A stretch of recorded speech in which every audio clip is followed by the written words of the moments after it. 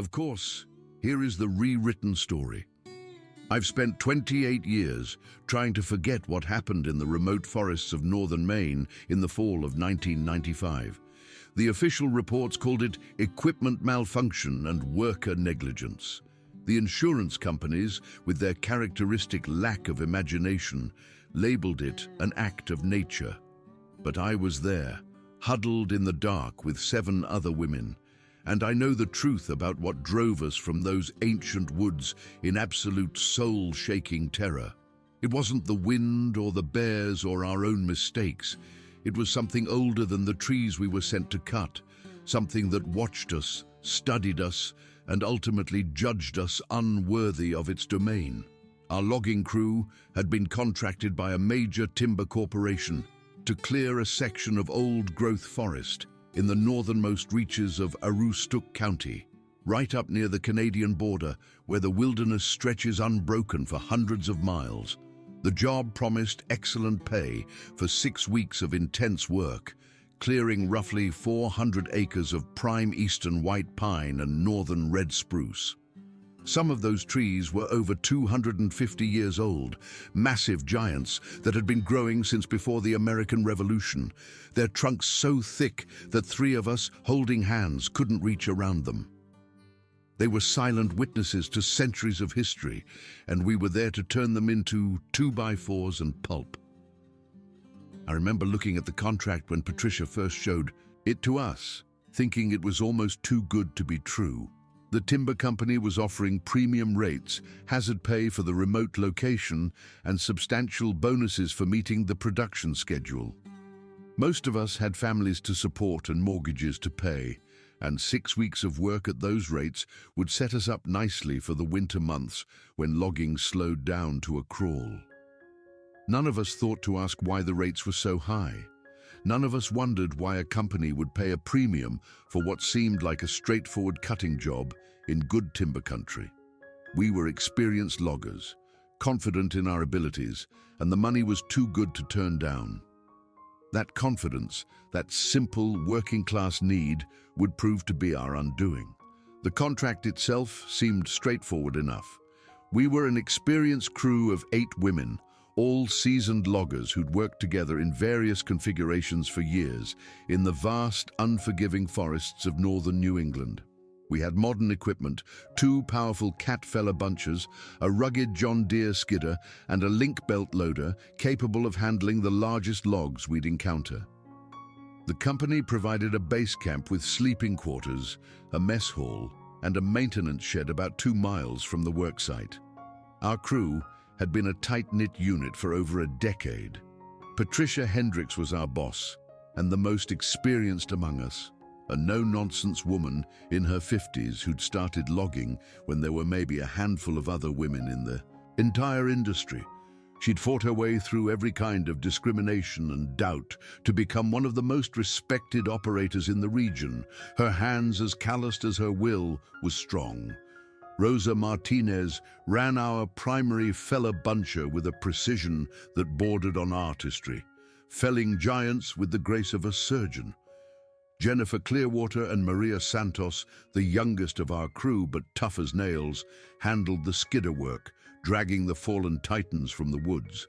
The rest of us, myself included, rotated through various support roles, maintenance, log sorting, and the 100 other thankless tasks that keep a logging operation running smoothly. We trusted each other in the way that only people who work dangerous jobs together can. When a 200-foot pine starts falling in the wrong direction or a 20-ton machine throws a track on a steep grade, you need to know, without a shadow of a doubt, that the people around you will react correctly and keep everyone safe. That kind of trust takes years to build, forged in sweat, mud, and near misses. We had it. We'd pulled each other out of dangerous situations more times than any of us could count. That trust would be tested in ways none of us could have ever imagined. What made this particular job unusual was its profound isolation. We were working in a section of private timberland that bordered on protected wilderness areas, supposedly because of endangered Canada lynx habitat and sensitive watersheds. The nearest town was over 70 miles away, a place called Allagash that was little more than a wide spot in the road. The logging road leading to our site was a rutted dirt track that hadn't seen a grader in years, winding through increasingly dense forest, crossing numerous streams on rickety-looking bridges and climbing into terrain that felt more like the edge of the world than part of the continental United States. Patricia, who'd been logging these northern forests for over 30 years, had worked this general area before and warned us that cell phone coverage was non-existent once we got beyond the first major ridge. We'd be completely cut off from the outside world except for the company's satellite phone, a bulky, unreliable piece of equipment reserved only for genuine emergencies. For women used to calling home every evening to check on families and partners, this added an element of psychological isolation that made everyone slightly uneasy from the start. The drive to the work site took nearly 5 hours from the nearest paved highway. Ancient stumps from logging operations decades past dotted the landscape like weathered monuments to previous harvests, gradually giving way to dense, second-growth forest that had reclaimed the land, and finally, to the pristine, old growth we'd been contracted to cut. The trees grew larger and more imposing as we climbed higher into the mountains, their canopy so thick that the forest floor remained in perpetual twilight, even during the brightest part of the day. The air grew cooler, cleaner, and filled with the scent of pine and damp earth. Our base camp was situated in a natural clearing beside a fast-running stream that provided fresh water and served as our main landmark in the otherwise featureless wilderness. The company trailers were basic but functional: sleeping quarters for 8 women, a mess hall with propane appliances and a crackling wood stove for heat, and a well-equipped maintenance shed for servicing our heavy machinery. A noisy diesel generator provided electricity, though we were instructed to run it only when necessary to conserve fuel between supply runs that came every 10 days. The first few days were spent establishing our operation and surveying the timber. The trees were magnificent specimens, some reaching heights of over 180 feet, with trunk diameters exceeding 5 feet. Eastern white pines that had been seedlings when the first European settlers arrived in New England stood in cathedral-like groves, their trunks so straight and true they seemed to stretch directly into heaven. Mixed among the pines were northern red spruces of equally impressive age, their dense branches creating layers of deep green that filtered the sunlight into an ethereal emerald glow. These were the trees that the Penobscot and Passamaquoddy peoples had used for their birch bark canoes and winter shelters, harvesting them selectively and with a deep, spiritual respect for the forest spirits they believed inhabited such ancient groves. We, on the other hand, would be harvesting them with mechanical efficiency for dimensional lumber and pulp chips, feeding the insatiable demand for construction materials and paper products that kept crews like ours employed year-round. The contrast was not lost on me even then. Our first week proceeded without incident. The timber was exceptional quality, and we fell into our usual rhythm of cutting, skidding, and loading logs onto the trucks that came twice weekly to haul our harvest to the mills in Millinocket and beyond.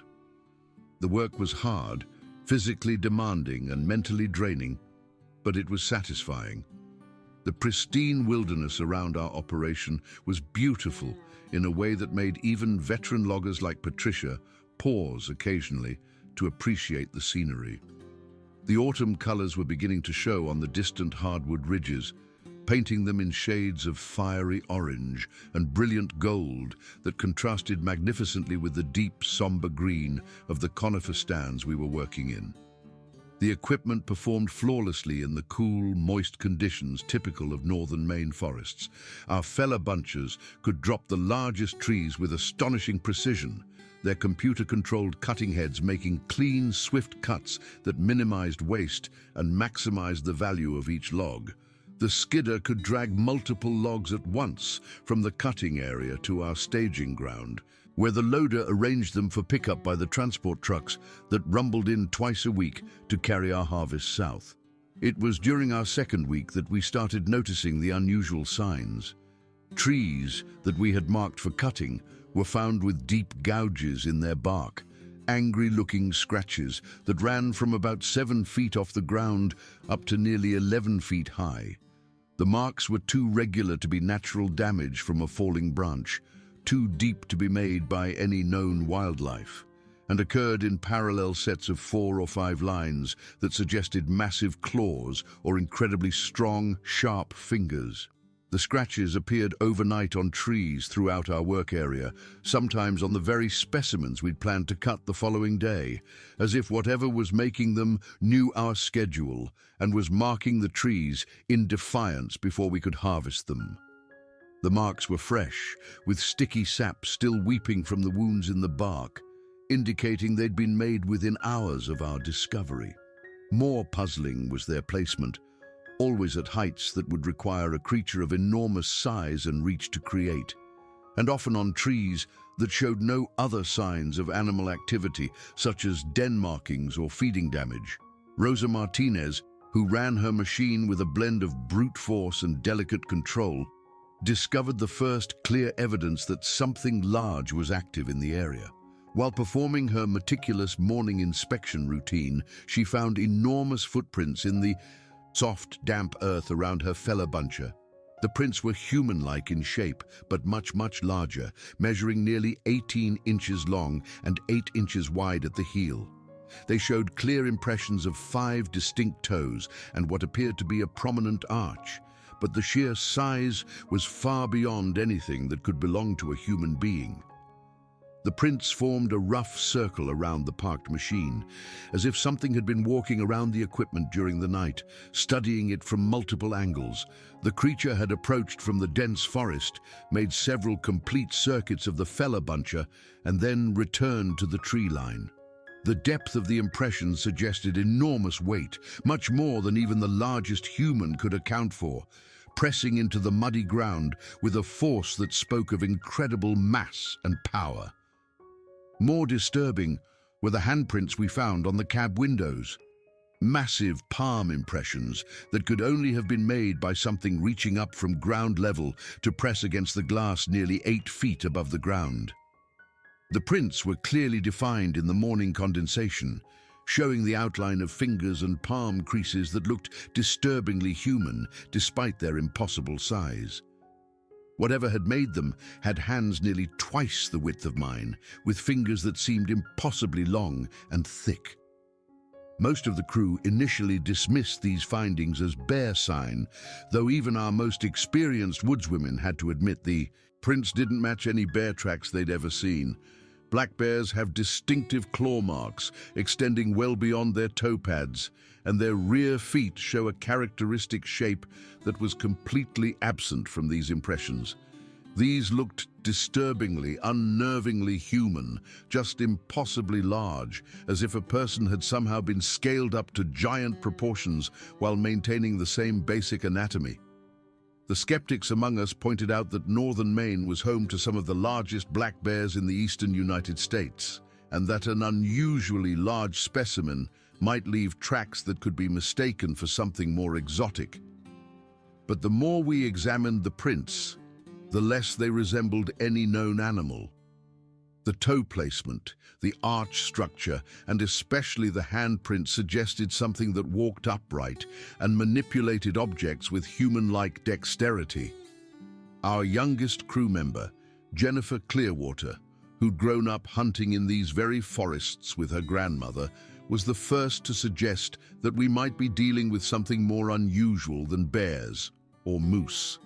She'd heard stories from Penobscot and Maliseet elders about large, hairy creatures that lived in the deepest parts of the old-growth forests. Beings that were almost human, but possessed strength and size far beyond any ordinary person, and an intelligence that allowed them to avoid detection by all but the most observant trackers. The Native American stories described creatures that were intelligent and generally peaceful, but fiercely protective of their territory. They were said to watch human activities from a distance and would drive away intruders who stayed too long in their domain, using fear and intimidation rather than direct violence to convince unwelcome visitors to leave. Most of us laughed off these suggestions, a nervous, brittle laughter that didn't quite reach our eyes. But privately, many of us were beginning to feel genuinely uneasy about our situation. There was something in those forests that didn't belong in any field guide or wildlife manual. The sounds started during our third week. At first, they were barely noticeable, distant crashes in the forest that we attributed to falling deadwood or perhaps other logging operations somewhere far beyond our assigned area. But as the days passed, the sounds became more frequent and seemed to be getting closer to our work site. The crashes weren't the random, sporadic sound of windfall. They occurred with a rhythm and pattern that suggested deliberate action rather than natural forest processes. Trees would fall in sequences, creating corridors through the forest that seemed to serve some purpose we couldn't understand. When we investigated some of the nearer crashes during our lunch breaks, we found healthy, living trees that had been pushed over rather than cut or broken by wind, their massive root systems torn violently from the earth by some tremendous applied force. The trees hadn't died and fallen naturally.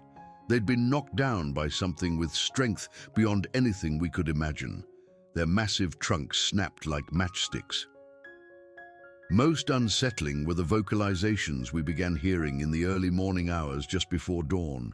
Deep, resonant calls that echoed through the forest like nothing any of us had ever encountered. They weren't quite animal sounds, but they certainly weren't human either. The calls had a deliberate, almost melodic quality to them, rising and falling in patterns that suggested communication rather than random noise. There was meaning in those sounds, a complex and alien grammar. Even if we couldn't understand what that meaning might be, the vocalizations seemed to come from multiple sources, creating conversations between unseen beings scattered throughout the forest that surrounded our camp. One call would echo from the ridge above us, a long, mournful sound that vibrated in your bones. It would be answered by another from the valley below, this one lower in pitch but following a similar pattern. Then a third voice would join in, and a fourth, until the forest around our camp was alive with a strange and terrifying symphony.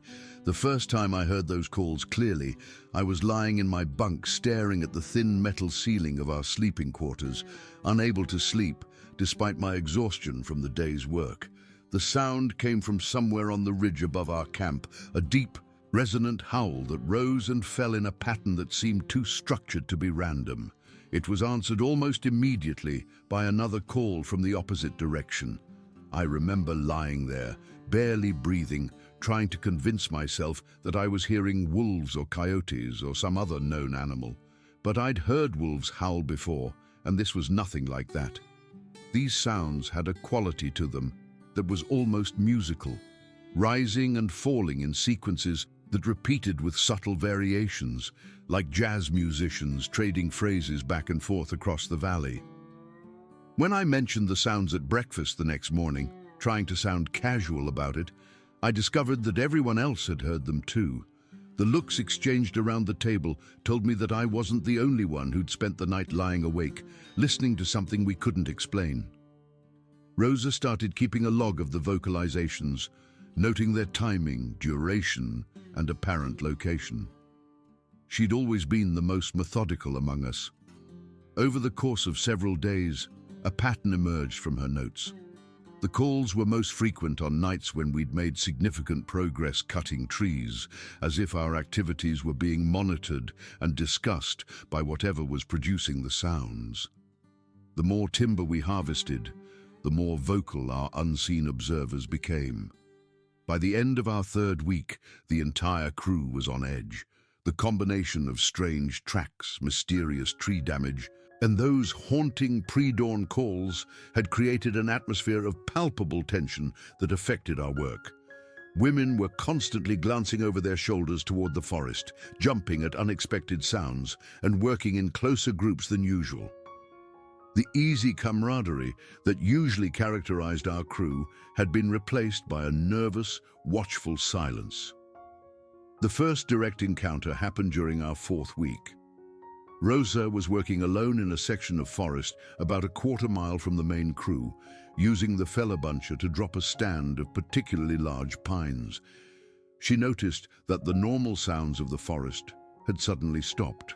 The birds, insects, and small mammals that usually provided a constant background of noise had all gone silent, creating an eerie, unnatural stillness that made her shut down her machine to listen.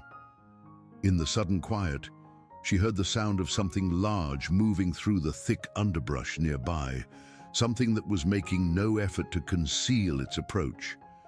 At first, she thought it might be one of us coming to check on her, but the movement was too heavy, too deliberate for a person. Whatever was out there was walking upright, breaking through brush that would stop a woman in her tracks, and doing so with a purpose that suggested intelligence and intent. The sounds grew closer, circling around her position as if whatever was making them was sizing her up. Rosa restarted her machine and began backing toward the main work area. But the sounds of movement kept pace with her, staying just out of sight but clearly following her progress through the forest.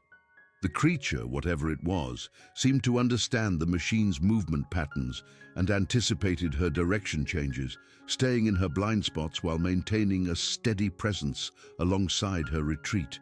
It was herding her, she realized with a cold shock of fear, guiding her back toward the rest of the crew. When she reached the staging area where the rest of us were working, her face was pale and her hands were shaking. Rosa wasn't the kind of woman who scared easily, but something about that encounter had genuinely frightened her in a way none of us had ever seen before. Patricia decided to investigate immediately. 3 of us followed the skidder tracks back to where the incident had occurred, armed with rifles that some of us kept for hunting. What we found there changed everything. The underbrush had been trampled in a path that followed the skidder's route. The depression in the vegetation was too wide for a human, showing the passage of something with a much broader body.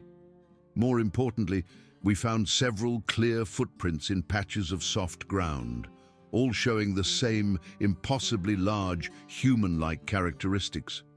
But the most disturbing discovery was evidence of deliberate behavior. Saplings along the path had been broken and twisted into strange shapes. Some had been woven together to create partial screens that would conceal movement, while still allowing observation. We were looking at evidence of tool use and environmental modification, behaviors that are hallmarks of higher intelligence. That evening, Patricia made the decision to arm ourselves more seriously. She retrieved a 12-gauge shotgun from her pickup truck and distributed several hunting rifles. We also modified our work schedule to avoid leaving anyone alone in the forest. The buddy system became mandatory, and all work stopped an hour before sunset. The forest had become hostile territory. The attacks on our equipment began the following night. The first incident occurred around 3 in the morning when the guards, Jennifer and Maria, heard the sound of metal being struck repeatedly near the equipment staging area. When they investigated, they found that our backup generator had been attacked. The metal housing was dented and torn as if something had tried to rip it apart with its bare hands. Fuel lines had been yanked loose, and most unsettling were the handprints left in the soft metal, impressions that showed fingers much longer and thicker than any human hand, pressed into the steel with impossible force. The generator attack seemed experimental. Components had been removed and examined rather than simply destroyed, then placed in neat piles nearby, as if they'd been studied. The attacks escalated over the next several nights. Each morning brought new evidence of destruction, equipment damaged, fuel tanks punctured, and tool storage containers torn open. On the 4th night of attacks, we discovered that our tormentor had figured out how to operate some of our simpler tools. A chainsaw had been started and run until it ran out of fuel, leaving a distinctive, crude cutting pattern on a nearby log pile. The creature had figured all of that out through observation alone. Hand tools had also been used to dismantle parts of our maintenance shed, with bolts and screws removed using the appropriate wrenches. The intelligence displayed was far beyond anything we'd expected. On the 6th night of attacks, we finally got our first clear look at what we were dealing with. Maria and Jennifer were on guard duty when they heard the familiar sounds of equipment being tampered with. They decided to split up and approach from two directions, hoping to catch whatever it was in a crossfire of flashlight beams. What they saw defied everything they thought they knew about the natural world. A creature that stood nearly 9 feet tall was systematically destroying our spare parts inventory. It was covered in dark reddish-brown hair and had the general proportions of a human, but scaled up to an impossible size. Its arms hung nearly to its knees, and its shoulders were immensely broad. Its head was distinctly humanoid but primitive, with a pronounced sagittal crest running along the top of the skull and heavy brow ridges. But the eyes, they said, showed unmistakable, calculating intelligence. When Jennifer accidentally stepped on a branch, the creature immediately stopped and turned toward the sound. In the beam of her flashlight, they saw a face that was expressive in ways that were deeply unsettling. It showed curiosity, then annoyance, then a kind of cold assessment. For several long seconds, woman and creature stared at each other. Then the thing opened its mouth and produced a sound that was part roar, part scream, and unlike anything either woman had ever heard. The vocalization was so loud and powerful that both guards felt it as a physical pressure in their chests. Maria told me later that in that moment, she understood the rifle she was holding meant nothing to this being. It was showing itself because it chose to. The creature didn't attack. Instead, it let out another earth-shaking roar, turned and walked, not ran, but walked, into the forest with a casual confidence that was more terrifying than any display of aggression could have been. It paused at the tree line and looked back one more time before disappearing into the darkness. The next morning, we found our main fella buncher had been attacked with a ferocity that left all of us stunned. The machine's cab had been ripped open like a tin can, with half-inch steel plates torn and twisted into impossible shapes. The engine compartment had been systematically destroyed. The hydraulic lines had been yanked out and tied into knots, a display of both strength and intelligence that left no doubt we were dealing with something far beyond our understanding. It was a message: I understand your technology, and I can defeat it whenever I choose. Patricia made the decision to evacuate the site immediately. We'd lost one of our two main pieces of cutting equipment, and it was clear that whatever was out there wasn't going to allow us to continue working. But the evacuation proved more complicated than we had anticipated. When Patricia tried to use the satellite phone to report our situation, she found it had been disabled. Crucial components had been removed from the transmitter during the night. The creatures understood what the satellite phone was for, and they'd made sure we couldn't use it. We were completely isolated. Loading our remaining functional equipment and personal belongings took most of the morning.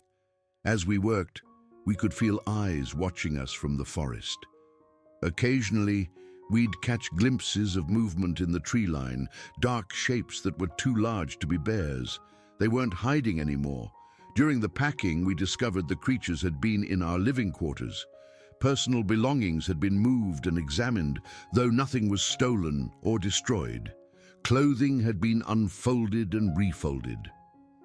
I found a letter from my daughter, which I kept in my jacket pocket, had been carefully removed, unfolded, and placed on my pillow. The intimacy of that violation was somehow more disturbing than all the equipment damage. Jennifer found a family photograph of her grandmother removed from her wallet and placed on her bed. Maria's rosary beads had been carefully unwound and laid out in a spiral pattern on her blanket. They were studying us, our relationships, our humanity. Our convoy of trucks and the remaining equipment left the site around noon. I rode with Patricia, watching the forest pass by. The trees that had seemed beautiful now felt threatening. "I've seen men crushed by falling trees," she said quietly, her knuckles white on the steering wheel. "I've dealt with every dangerous animal in these woods, but I've never felt like prey before. That's what we were out there. Prey." About 10 miles from the worksite, we found a massive tree had fallen across the road, blocking our progress completely. The trunk had been broken, not cut, snapped off about 8 feet from the base by what could only have been enormous applied force. While we were examining it, we heard the calls begin in the forest around us, coming from multiple directions simultaneously. We were surrounded. Patricia made the decision to abandon everything. We grabbed our personal belongings and weapons and began hiking down the mountain road, leaving behind hundreds of thousands of dollars in machinery. The hike to the nearest town took nearly 20 hours, during which we were constantly aware of being followed. The creatures stayed in the forest alongside the road, keeping pace with our group, but never showing themselves. Clearly, we were being shepherded out of their territory. The restraint they showed was perhaps more frightening than aggression would have been. When we finally reached civilization, our account was met with skepticism. Company investigators and state police were dispatched to the site, suspecting we'd fabricated the story to cover up theft. But they found no trace of our abandoned trucks and machinery. Everything had vanished, as if it had never existed. The investigators' report concluded we had fabricated our story. The situation was resolved only when satellite reconnaissance images became available, showing massive disturbances in the forest around our worksite. The images revealed new paths carved through the forest and what appeared to be primitive structures. More importantly, they showed large bipedal figures moving through the trees. The images provided undeniable proof that something matched our descriptions. Our abandoned equipment had been systematically dismantled and the components scattered and hidden throughout the forest. Each member of our crew was required to sign comprehensive non-disclosure agreements in exchange for generous compensation. The meeting took place in a windowless federal conference room in Augusta with lawyers and men in suits who never introduced themselves. They wanted us quiet. I asked one of the men why it mattered so much. His answer chilled me more than anything that had happened in the forest. "Because if people knew they were real," he said, his voice low and serious, "they'd want to find them. And if they found them, the creatures would have to respond." "We're not protecting the creatures from people, ma'am. We're protecting people from the consequences of forcing a confrontation." The truth, as I learned through unofficial channels over the years, was that the government had been aware of these creatures for decades.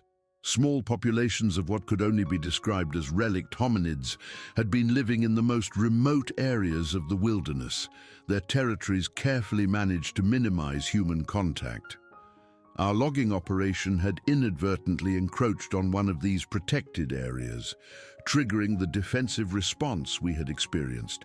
I've spent the past 28 years trying to process it all. The nightmares have faded, but I still wake up, sometimes hearing those impossible vocalizations echoing through my dreams. I moved to the city as far from the deep woods as I could get. The other women from our crew scattered. Patricia threw herself into work until her body gave out. Rosa moved to the Arizona desert. Jennifer built a life in downtown Chicago. Maria found solace in her faith. We drifted apart, each of us dealing with our trauma in isolation. I'm telling this story now because I believe people have a right to know what's sharing the forests with them. The legal agreements I signed may still be binding, but I'm old enough now that the consequences matter less than the truth. My health isn't what it used to be, and I've spent too many years carrying this secret alone.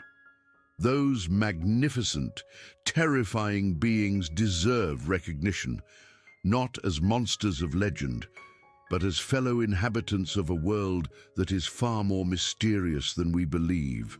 They were here before us, and if we're not careful, they may well be here after we are gone. The thought brings me no comfort, but it does bring a kind of awe that has never completely faded. We are not alone on this planet, and we never have been.